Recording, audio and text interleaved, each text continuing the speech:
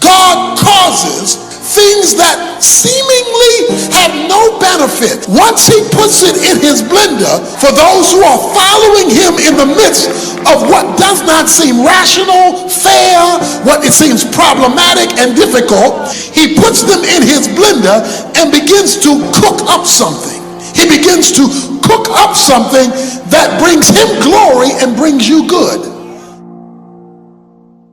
Many of us stood up this morning because we're going through something that is defeating in nature. It's beating us up and it's wearing us down. And we feel like we are the defeated Christian. Many of you did not have to stand this week. You'll be standing next week because something will happen that won't be in your favor. And many Christians today are going through discouragement and see themselves more as victims than victors. I want to introduce you to one of the most famous and fascinating scriptures in all of the New Testament on victory. For those who are going through right now and need victory, and those who will need it sooner or later. The chapter is Romans chapter 8. And Paul in this particular chapter uniquely talks about this thing called victory. In fact, he introduces us to a word that's never used in the Bible except in this passage. It is the only place this word is used. The word is found in verse 37. Verse 37 reads, "But in all these things we overwhelmingly conquer through him who loved us." The word overwhelmingly conquer is one Greek word that's only used in this passage, and it means to be a super victor. It's like Superman. It's like Iron Man. It's like Mighty Mouse. These aren't just victors, but they set the tone, they set the temperature, they set the momentum, they set the direction. So the idea of overwhelming conqueror, a word never used in the Bible except here in verse 37, where God says to his people, you're not just supposed to be a victor, you're supposed to be a super victor. You shouldn't be just getting by. He says you should be overwhelmingly winning. You should be not just okay, you should be slamming it. Overwhelming conqueror, super victor is the word used here. Now, in order to conquer something, you need something to conquer. When I play basketball by myself, I always win. I have never lost to me. And that is because when I'm playing by myself, there's nobody to overcome. Nobody in my face, nobody trying to block the shot, nobody trying to block my sight line, nobody trying to stop me driving to the basket. I have never failed to successfully drive to the basket when I'm playing by myself, because there's nobody to hinder me. But to be an overwhelming conqueror is to conquer something in the face of being opposed, in the face of something that is in my face trying to block my progress. This is the environment in which this chapter was written. Verse 17 of Romans 8, he says, "And if children, heirs also, heirs of God and fellow heirs with Christ, if indeed we suffer with him, so that we may also be glorified with him." He talks about two kinds of Christians here. He talks about children who are heirs and sufferers who are co-heirs. See that in the verse? He says, if you're a child, you're an heir. You bear the inheritance of the Father as a child of God. You're a child, you're children. But then he says, if you're suffering, you are co-heir. You can be an heir, but not necessarily a co-heir. Because co-heir is tied to suffering. Heir is tied to sonship.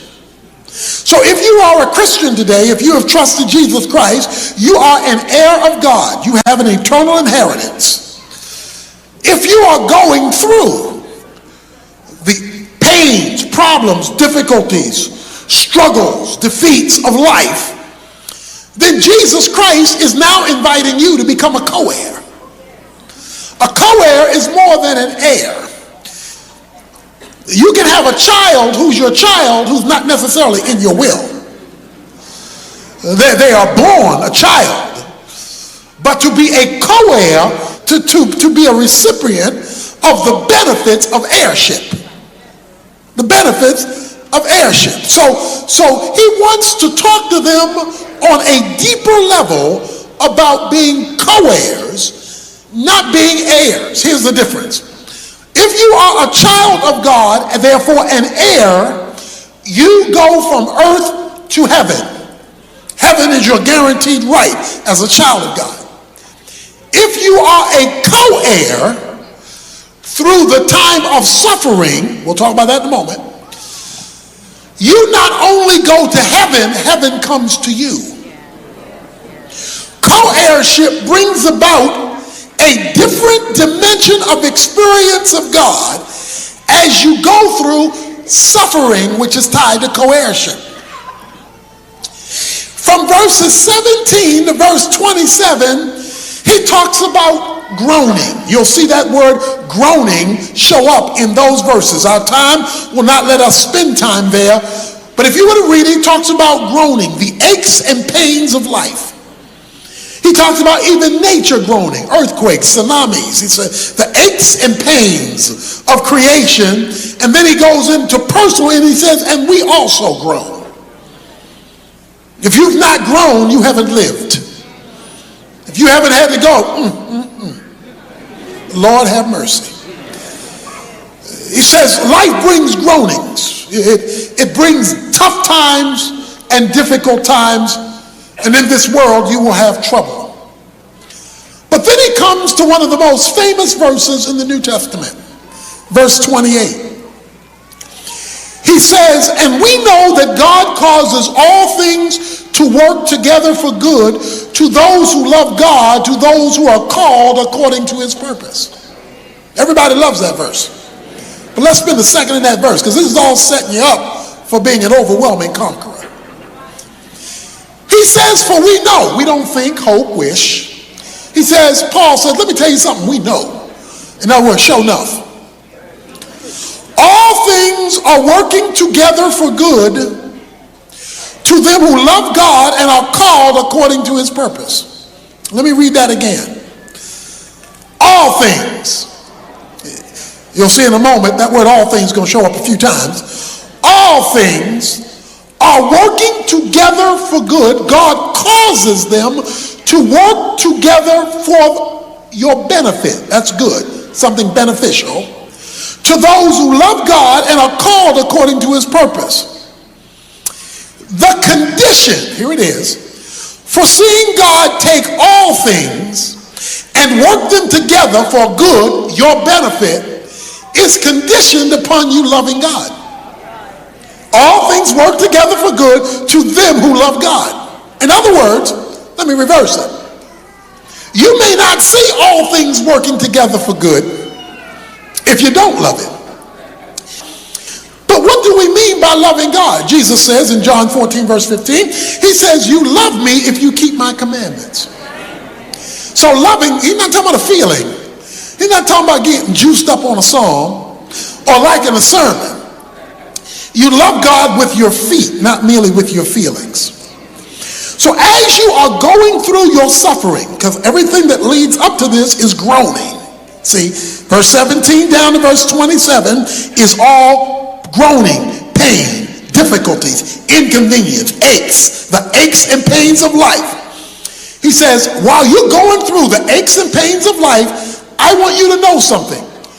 All things work together for good because God causes them to work together for good. If you love him, if you right now, or when you do, go through something, and it is tough and difficult and hard and painful, that is the time to follow Christ more closely than you've ever followed him before. See, that's not the time to back off. That's not the time to run away. That's the time to draw near. Because all things work together for good to them that love God and are called according to what he's about.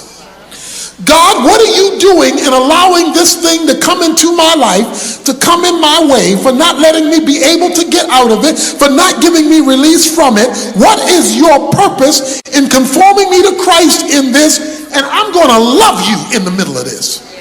Which means I'm going to find out what you want me to do in the middle of what I'm going through. And even though I may not feel it, like it, want it, or desire it, that's what I'm going to do. I'm going to love you with my feet in the middle of this problem. Because I want to be a co-heir. Stick with me. He says, for those who love God and who are called according to his purpose, in the context of this pain, God is causing something to happen. Causing. He's making it happen.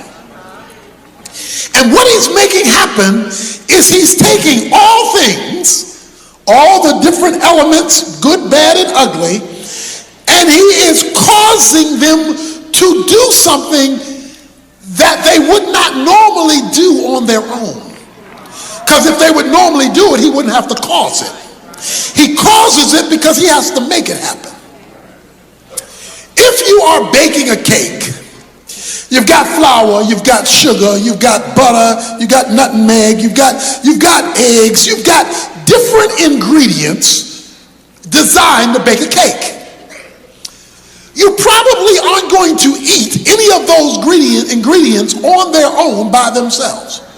You're not going to eat flour by itself. You're not going to stick a stick of butter in your mouth by itself. You're not going to just gobble up some raw eggs by themselves. You're not going to just suck some nutmeg out by itself, because all those things unmixed are of no benefit.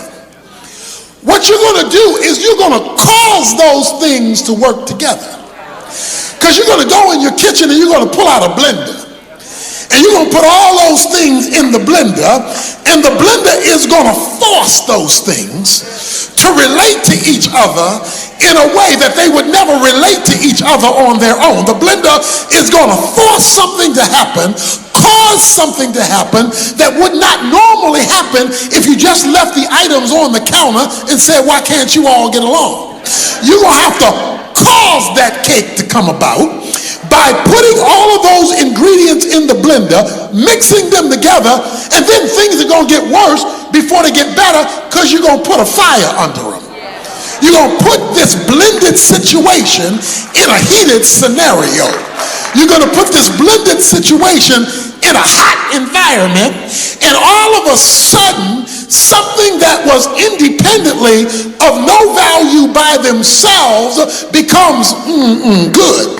It becomes beneficial, and the smell of the cake levitates you from the back room to the kitchen, because you have caused all things to work together for something beneficial that no thing would be by itself.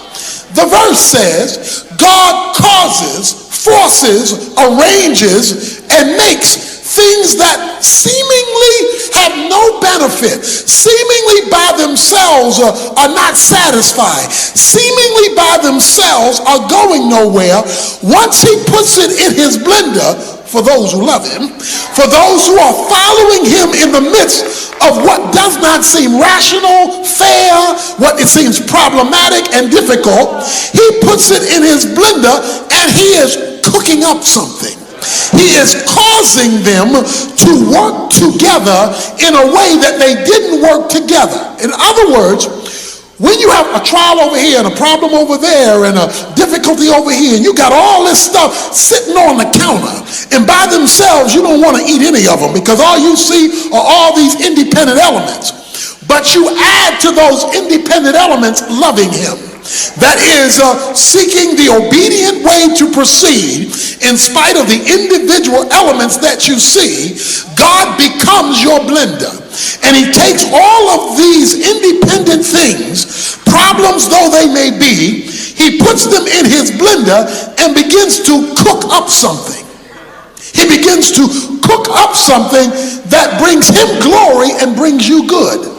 That is, he is going to benefit you. Now, I know you can't see it because it's not in the blender yet. I know you can't see it because it hasn't been cooked fully yet. But when he finishes what he is about, he is cooking up something and causing things to work together for your good. Now, the beautiful thing is he's doing this with all things. Yeah, that's what the verse says. He causes all things to work together. He can take messes and create miracles. He causes all things to work together for something that is beneficial. Now, having said that, that leads him to his section. See, everything I just said was an introduction, because now he comes to his section and he's talking about the greatness of God in the midst of groaning. So if you're here today and you stood up because you're going, this verse for you. If you're here today and you will be going through something, God wants you to know he is for you. That's why he raises in bulletproof machine gun fashion in these verses. Verse 31, what shall we say to these things? He raises a question. What are we going to say? His point is, if God is for you, who can be against you? If God is going to work it out for you, who can stop him? If God is going to go ahead of you, who can hinder him? If God is fighting for you, who's going to overrule you? That's his question. He now impregnates the question with theology. He says, if God, verse 32, did not spare his own son, but gave him up for us all, how will he not also with him freely give us all things? I like that word free. In other words, he's just going to flow it to you. You don't have to go out and make it happen. You don't go out to force it to happen. Once you put the ingredients in a cake mix, or once you put the mix together and you put it in the right environment, the cake's going to come. He says he's going to freely give you all things. That makes him ask another question. Who's going to bring a charge against God's elect? God is the one who justifies. Christ Jesus died. He rose. He's seated on the right hand of the Father, and he intercedes for us. He goes before you to make sure this stuff happens. Now watch this now. As you go through the groaning of life, that's his context. If you decide to follow God in the midst of your pain, it's easy to follow him when there's no problem. It's easy to follow him when there's no challenge. But in the midst of your suffering, you are now being invited to become a co-heir, not just an heir. That is to benefit at a deeper level from the relationship. He says, when you decide to do that, God becomes your blender, and he causes all things to work together because of what Jesus Christ has done on the cross. His point is, if God gave you Jesus, why would he withhold something less than Jesus? He gave you the most difficult thing. He spared not his own son. Everything else is easy from there, downhill from there, and free from there. So, having set that stage up, he now comes down and he says, what will separate us from the love of Christ? Verse 35. What's that question mean? What will separate you, here it is, from the experience of God's love for you? God just doesn't want you to know about his love. He wants you to feel that thing. See, you can have somebody say, I love you, and you can feel the love. Or you can just have somebody talking. He wants you to experience his love. When does wants you to experience, watch this, during the extremes of life. Notice what he says. He wants you to experience it in spite of tribulation, distress, persecution, famine, nakedness, peril, or sword. I don't see anything positive in those verses. I see nothing positive. Trouble, I'm down, discouraged. Stuff is coming against me. I'm persecuted. I've run low on food, famine. I've run low on clothes, naked. I'm in danger, peril, and the sword is after me. And in the middle of all this mess, he wants me to experience the love of Christ. Now let me explain. The greatest time you will experience the reality of Christ is when life is not working, not when it is working. See, most people come to God when life is working, and God says, you haven't seen me yet till life is not working. You got all these negative things coming at you. You've got one pain, one problem after another coming at you. But in all these things, I love this, all these things, we are overwhelmingly conquerors through him who loved us. God's going to show you his love during your roughest time, not just during your nicest time. He's going to show you his love during your most difficult days. So everybody who stood up today, you're in a good position, because you are well situated, if you will follow him in your difficulty, to see him show up and show out in an overwhelmingly conquering way. That's not regular. That's super unleaded. That's not normal. That's God coming and showing up. How does he show up?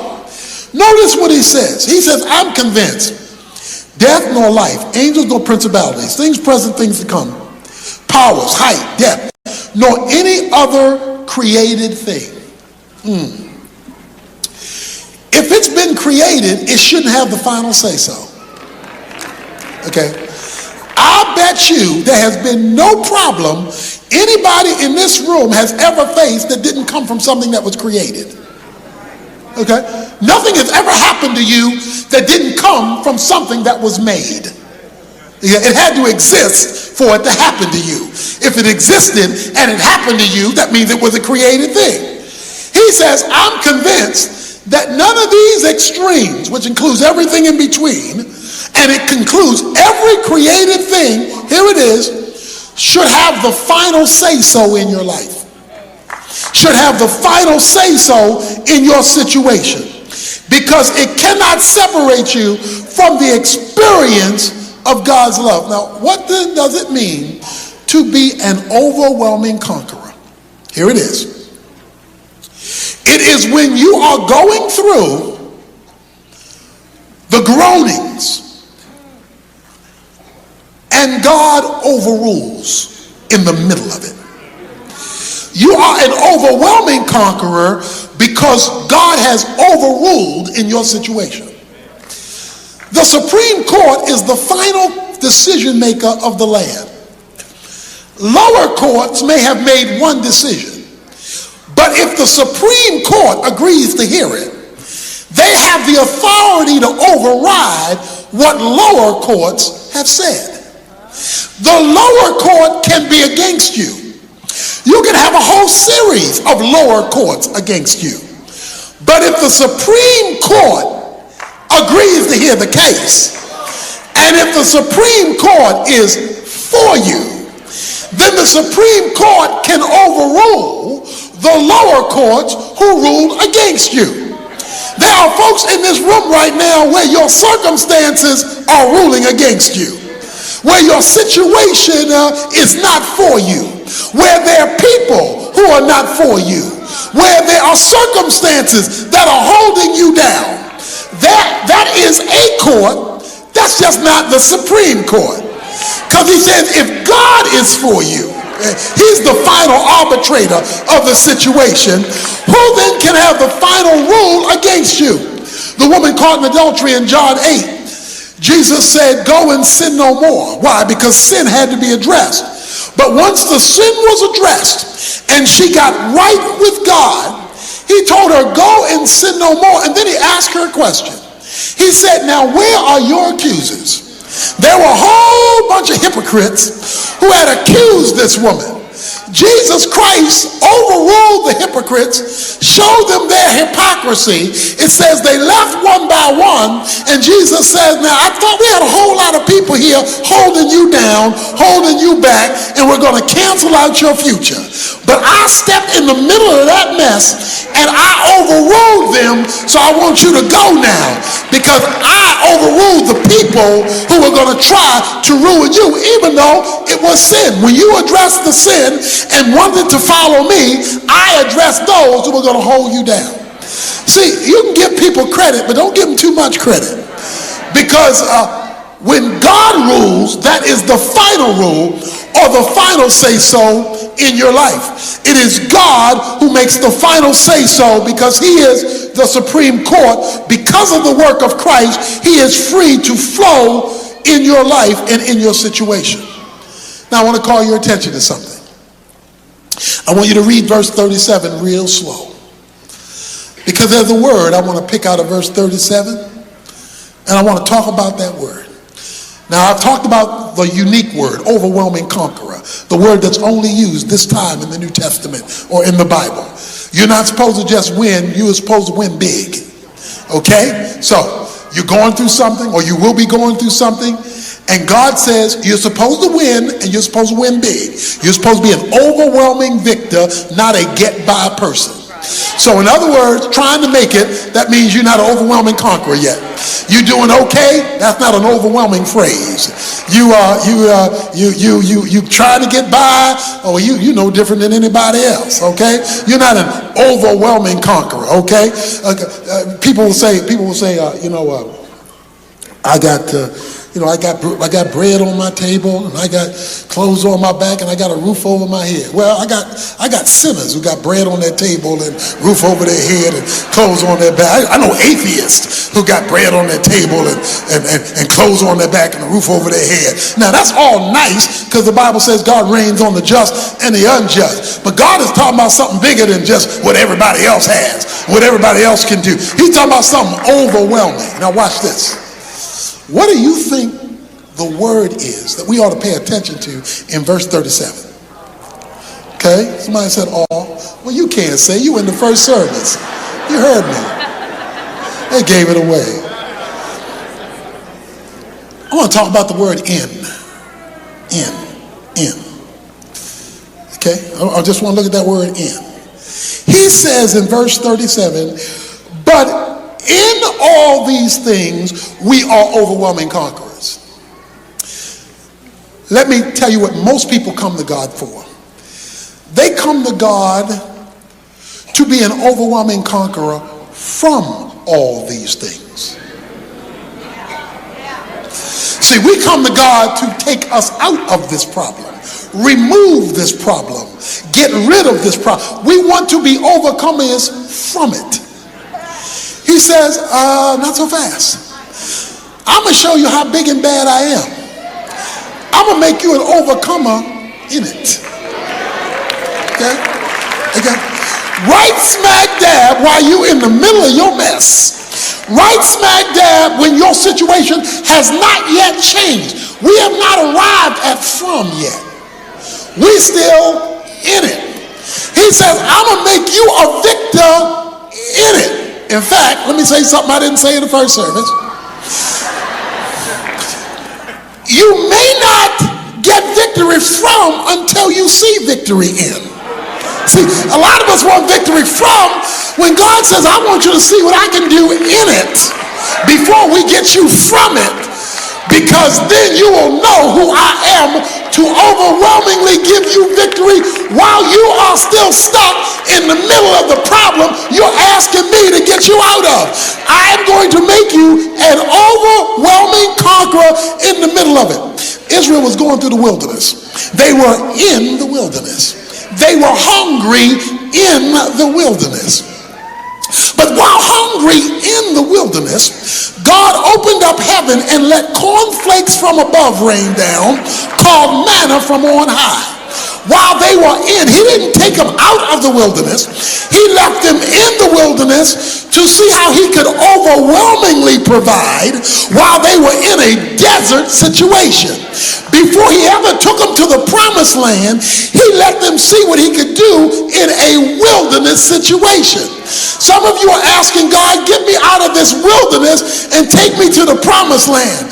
God is saying, well, we're going to get there, but before we arrive at your being delivered from the wilderness, I want to show you how I can take care of you in a desert situation. I want to show you how I can meet your need. I want to show you I can, when you're thirsty, bring water out of a rock in the middle of a wilderness so that you know I can overwhelmingly supply while you are still in your situation. This is the testimony of a Christian who all their world is falling apart in their life. Their hope is gone, and then God gives them a peace that passes understanding. They're supposed to be not sleeping. They're supposed to be panicking. They're supposed to be losing their natural mind. And God joins them in the middle of it before he takes them out of it in order to let them know, I'm going to show you what peace looks like when there's nothing to be peaceful about. I'm going to show you what joy looks like when there's nothing to grin about. I'm going to show you what victory looks like when you still haven't been delivered. Because then you know you're an overwhelming conqueror. You are a conqueror in spite of the situation.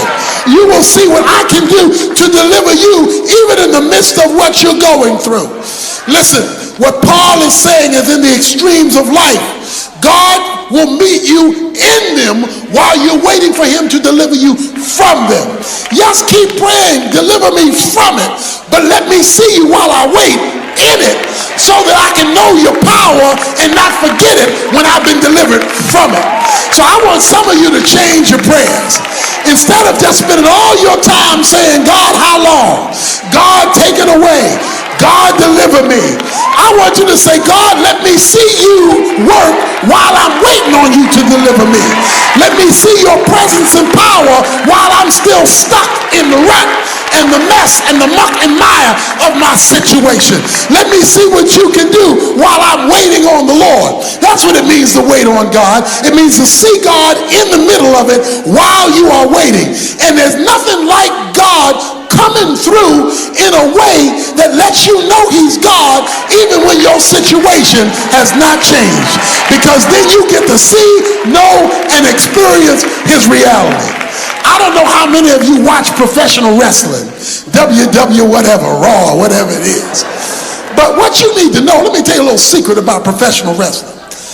The victor is decided ahead of time. Before you ever see the match, it's already declared that The Rock's going to win, or that The Undertaker is going to win, or whoever they are. It's decided before the match who the victor is going to be. So they don't go into the ring wondering who's going to win. Victory has been declared in advance. But just because victory has been declared in advance doesn't mean you're not going to get slammed.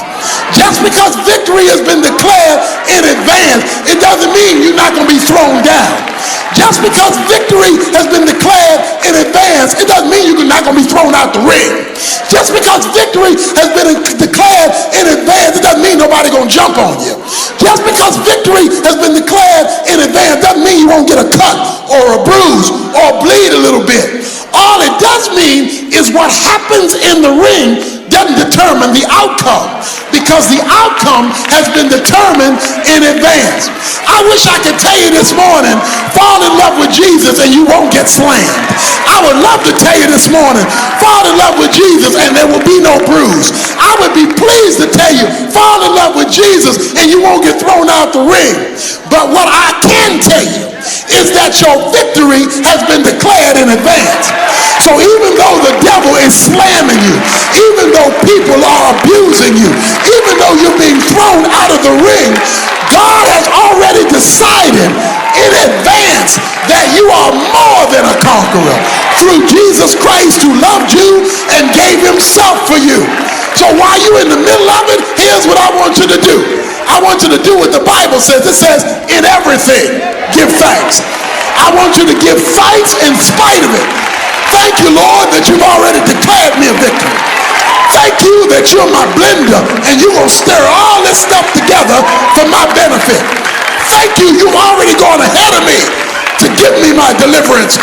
And you're going to show me how bad you are while I wait on my deliverance. Somebody ought to bless the Lord today in the middle of what you're going through, in the middle of your problem and of your pain.